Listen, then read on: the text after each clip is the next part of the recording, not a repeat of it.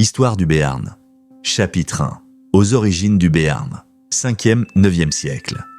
Après la chute de l'Empire romain au 5e siècle, la région qui deviendra le Béarn est d'abord habitée par des peuples aquitains comme les Vascons, ancêtres communs avec les Basques et les Gascons. Le territoire passe alors sous l'influence des Visigoths puis des Francs. C'est au 9e siècle qu'un pouvoir local se forme avec l'apparition des premiers vicomtes de Béarn. Cela marque le début d'une histoire propre à ce territoire. Ni basque ni gascon, mais béarnais. Chapitre 2. Naissance de la vicomté. 9e, 11e siècle. Les premiers vicomtes, les Centules, établissent leur pouvoir autour de Morlas, qui devient alors la capitale du territoire. Ils posent les fondations d'une véritable dynastie béarnaise dont le pouvoir s'affirme progressivement face aux ducs de Gascogne. Leurs devises Patz et Aounou sont les deux piliers d'un projet collectif immuable, la paix et la souveraineté au service du bien-être commun. Chapitre 3. L'âge d'or féodal, 11e, 12e siècle. À partir du 11e, le Béarn s'affirme comme une vicomté puissante et commence à se faire connaître au-delà du sud-ouest avec Gaston IV, dit le Croisé. Il participe à la première croisade et s'illustre comme l'un des protagonistes majeurs, notamment lors de la prise de Jérusalem en 1099. À son retour victorieux, il développe considérablement le Béarn et rédige les forts de Morlas qui organisent la société béarnaise. Ces textes établissent des droits et devoirs communs à tous, accordant certains avantages aux paysans, un principe rare pour l'époque. En épousant Thalès d'Aragon, il étend l'influence du Béarn jusqu'en Espagne, où il restera à jamais célébré comme un héros pour sa lutte effrénée contre les Maures. Chapitre 4. L'union avec Foix, 13e siècle. Le 13e siècle est marqué par la figure de Gaston VII, dit le Grand, réputé pour sa fidélité envers les Béarnais et sa ténacité face au roi d'Angleterre. Le pays adopte alors son blason d'or aux deux vaches de gueule, accornées, accolées et clarinées d'azur. En mariant sa fille Marguerite au comte de Foix-Roger Bernard III, il initie une alliance stratégique qui prépare l'union des deux maisons à asseoir leur pouvoir sur les Pyrénées. Chapitre 5. Le prince flamboyant, 14e siècle. Gaston X, dit Phébus, incarne l'apogée du Béarn. Refusant de se soumettre aux rois de France et d'Angleterre en pleine guerre de 100 ans, il proclame l'indépendance de la vicomté en 1347, élevant ainsi le Béarn au rang de principauté souveraine.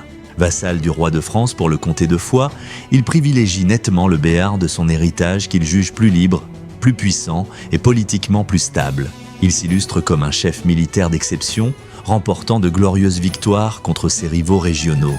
Le prince modernise l'administration, consolide la justice, fait frapper sa propre monnaie et fait briller le Béarn depuis ses châteaux, en particulier celui d'Orthez, sa résidence principale et lieu de naissance. Son mariage avec Agnès de Navarre scelle le début d'une alliance précieuse avec le royaume voisin, renforçant encore l'influence béarnaise. Également poète, le célèbre Acheros Montagnos de Phébus, écrit pour sa bien-aimée, sera plus tard considéré comme l'hymne du Béarn. Chapitre 6. Le Béarn et la Navarre, 15e, 16e siècle. François Phébus, souverain du Béarn, devient roi de Navarre en 1479. Cette succession renforce considérablement le prestige du Béarn qui devient au cœur d'un royaume transfrontalier entre la France et l'Espagne. Sans héritier, il est succédé par sa sœur Catherine de Navarre et son époux Jean d'Albret, qui gouvernent depuis Pau, faisant de la ville la nouvelle capitale politique du Béarn. Leur petite fille, Jeanne d'Albret, reine de Navarre et souveraine du Béarn, devient protestante. Elle épouse Antoine de Bourbon, prince capétien issu de la famille royale française, renforçant ainsi sa position face aux pressions catholiques et espagnoles. Chapitre 7. Un Béarnais à la couronne de France, 16e siècle. Henri de Navarre, fils de Jeanne, naît à Pau en 1553 et est élevé selon les traditions béarnaises, frotté à l'ail et au vin de Jurançon. À la mort de son cousin Henri III, en 1589, il porte le Béarn au sommet de son influence en devenant Henri IV, roi de France, tout en demeurant seigneur souverain du Béarn. À cette époque, les guerres de religion secouent le pays.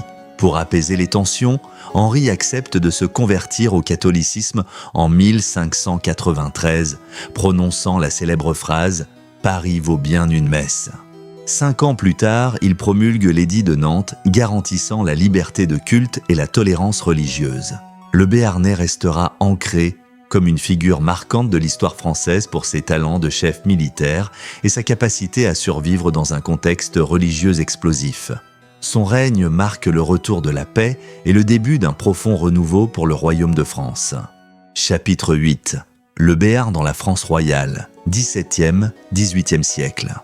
En 1620, le roi Louis XIII, fils d'Henri IV, impose l'union définitive du Béarn au royaume de France. Cette étape marque la fin de son indépendance politique. Les forts perdent progressivement leur autorité face à la centralisation monarchique. Pourtant, le Béarn conserve une forte identité culturelle. Et le béarnais demeure encore sa langue officielle. La suite de la lignée royale, Louis XIV, XV et XVI, se détache peu à peu de ses origines béarnaises, privilégiant le centralisme de Versailles. Chapitre 9. L'essor culturel et la diaspora. 19e siècle. Après la Révolution française, l'administration devient centralisée. Le français s'impose comme seule langue officielle et les institutions locales en béarnais disparaissent peu à peu. Si le Béarn perd son autonomie administrative, il conserve néanmoins une identité culturelle forte. Sa langue et ses traditions demeurent vivantes.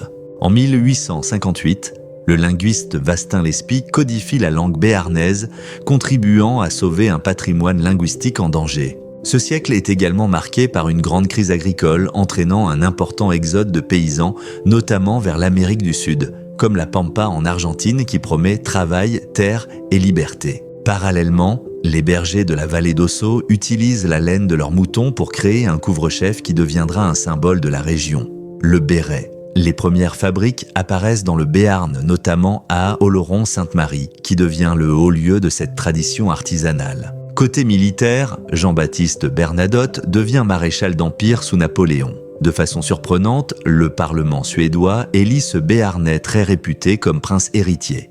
Il devient alors roi de Suède et de Norvège en 1818.